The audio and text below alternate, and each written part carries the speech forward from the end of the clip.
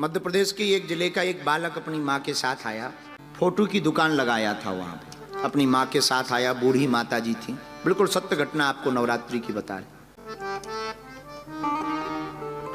धाम पर नवरात्रि का महोत्सव, हम भी दिन में मौन रहते थे, शाम को मौन खोलते थे। दुर्गा सप्तशती का पाठ चलता था, हवन चलता था, पूजन चलता था, भगवती का जगराता रात को होता था। तो फोटो बेचने की दुकान लगाने वाला आया, बगल में बड़ी लाइन निकली, इलेक्ट्रिक पोल, 11,000 वोल्टेज की लाइन। 6वें या 7वें दिन हमें याद है, आज भी वो घटना आज हमें सुबह बार बार याद आ रही थी।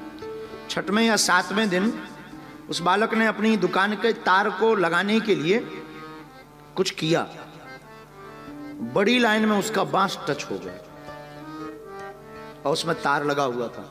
उसका एक तार नीचे लटक रहा था।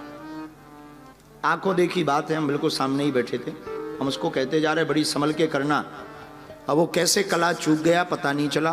बड़ी लाइन जो 11,000 वोल्टेज की लाइन थी, उसमें नंगा हाथ, और जैसे ही बांस छिपा तो वायर जो ऊपर लगा सोई फड़फड़ा गया, एकदम हाथ में आग लग गई। हाहाकार मच गया, आसपास के लोग हाहाकार मच गए और आग लगते ही धड़ाम से वो जमीन पे गिर गया।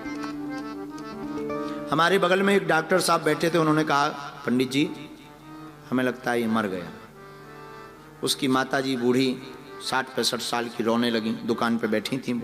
उनके सामने का हादसा, हमारे सामने का हादसा, 10-20 लोग थे, त्राहिमाम मच गई। अब कौन नजदीक जाए, करंट फैला है। जैसे तैसे करके बांसों से बल्लियों से उसको रोड पर किया, बेहोश अचेत पड़ा और सबने कहा कि जो है इसका तो बचना मुश्किल है, चला गया। हम सामने बैठे थे, दुर्गा सप्तशती का अनुष्ठान चल रहा था। उसी वक्त हमारी आंखों में आंसू आ गया कि लगता है हमारा अनुष्ठान विफल हो गया और हमारे आंखों के सामने ये घटना हो जाएगी। लोग भी बड़ी मजाक उड़ाएंगे और माता रानी के ऊपर भी दाग लगेगा। तो मन ही मन में खिन्न मन से हृदय रो रहा था, आंखें हमारी डबडबाई थी। कुछ आओ देखा ना ताओ, और हमने वहीं पर खड़े खड़े जल लिया। तो कहा हे भगवती, आज तक तो हमने तुम्हारी ऐसी कोई सेवा पूजा कर नहीं पाए, पूत नहीं हम तो कपूत हैं, लेकिन आप तो माता हो, जगत जननी हो। आज हमारा यही प्रण है, बिल्कुल हम अपने साक्षात अनुभव को आपको बता रहे हैं कि हे मां, अगर हमने दुर्गा सप्तशती का एक भी अक्षर ठीक बोला हो या सेवा की हो, इस बालक को कुछ नहीं होना चाहिए। एम्बुलेंस आई, हॉस्पिटल ले गए। रास्ते में जो डॉक्टर साथ में गए थे, उन्होंने कहा कि 90% काम हो गया, अब तो हॉस्पिटल ले जाना है तो ले चलो, बाकी असंभव है। हमने कहा हमें अपनी भगवती पर भरोसा है।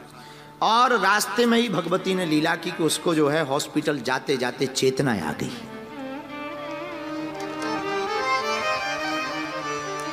पंद्रह दिन हॉस्पिटल में जरूर रहा, लेकिन भगवती की कृपा से वो आज भी जीवित है, जिंदा है। उस दिन हमको, हमारे जीवन के उसी दिन से हमको ये आभास हुआ कि भारत का, दुनिया का कोई भी साधक अगर माता के इस नवरात्रि के पावन पर्व में श्रद्धा पूर्वक जप तप करता है तो वो कुछ भी प्राप्त कर सकता है।